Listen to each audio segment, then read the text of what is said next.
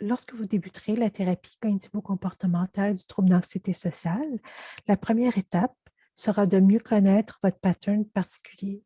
Comment l'anxiété sociale se manifeste chez vous? Donc, votre thérapeute va vous demander des questions comme la dernière fois que vous êtes senti anxieux dans une situation sociale, qu'est-ce que vous avez pensé?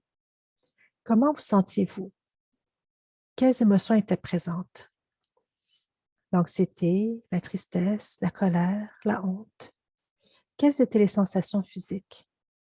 Qu'est-ce qui vous causait une détresse? Aviez-vous une oppression au niveau du thorax, la difficulté à respirer, des chaleurs, une rougeur, des étourdissements, des tremblements? Et qu'est-ce que vous avez fait pour éviter la catastrophe à ce moment-là? Est-ce que vous êtes mis à réfléchir à tout ce que vous alliez dire? Vous avez fait votre possible pour ne rien dire? Regarder par terre?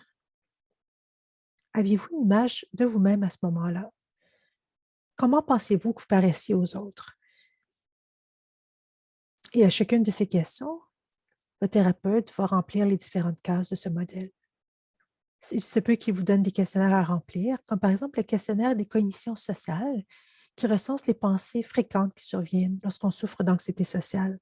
Par exemple, je ne pourrai pas parler, je ne suis pas aimable, je vais trembler de façon incontrôlable, tout le monde va me regarder, je suis niaiseux, on va me rejeter, je suis inadéquat, je ne pourrai pas écrire comme il faut.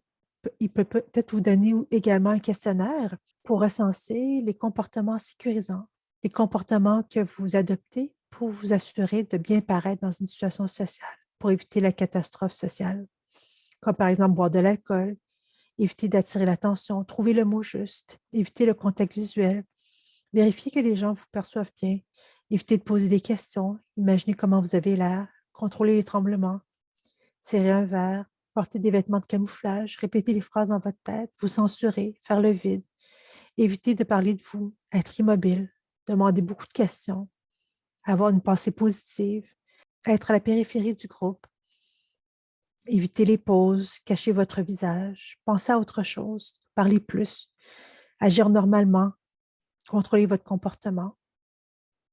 À la fin de l'étape d'évaluation, il va essayer de voir avec vous quels sont vos objectifs pour la thérapie. Pour augmenter les chances du succès, il va essayer de voir avec vous si vos objectifs remplissent les critères SMART, c'est-à-dire est-ce qu'ils sont spécifiques? Qu'est-ce qu'on pourrait observer si la thérapie était efficace? On peut le mesurer, c'est atteignable, réaliste dans une limite de temps.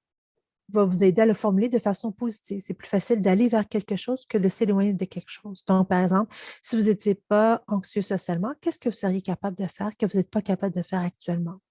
Comme par exemple, pour ce patient, c'est de ne plus être timide et pour le rendre plus spécifique, mesuré, atteignable, réaliste, dans une limite de temps. Son but a été d'inviter une fille à sortir avec lui d'ici la fin de la thérapie.